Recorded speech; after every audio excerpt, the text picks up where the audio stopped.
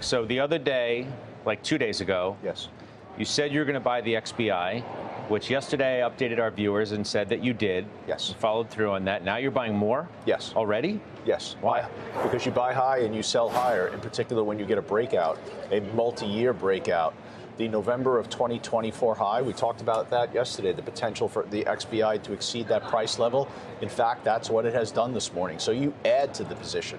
You don't step away from it. That's further validation that there's a lot of room to the upside that could take you back to the trading ranges of 2021 and 2022. I'm not saying there's not, but you can make that determination in 24 hours?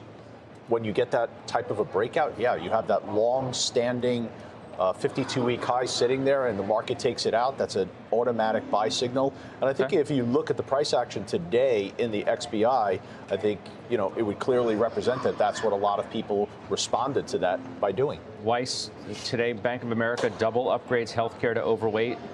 They were on an underweight call on that stock for 2 years. Jonathan Krinsky, I think it was yesterday or the day before, said the turn in that space looks legit, looks different this time. What do we think here? I think it's purely based on momentum, not fundamentals.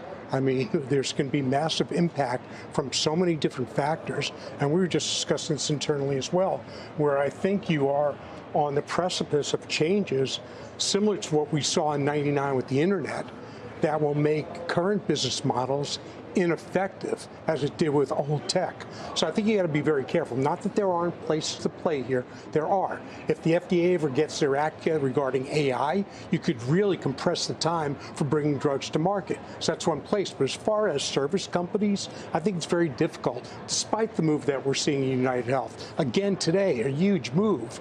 And, you know, and that's really, you know, the price target upgrade is really in response to what the stock's done, not to what the fundamentals are, because they've been in the quiet period. Now, I'll bet on Hemsley, and I am Steve Hemsley, who's come back, who, you know, stepped away from the CEO role, was chairman, now has come back to both roles. He's a ninja. He's going to get it right, but it doesn't mean that the stock is attractively priced here. Remember, at the end of September, I did buy Merck on that perceived breakout. That's been disappointing. I'll acknowledge that. That has not followed through. I've got to manage that on the downside. Probably would do so. The stock right now about $86.81, probably below 82. I'm probably going to have to admit a loss.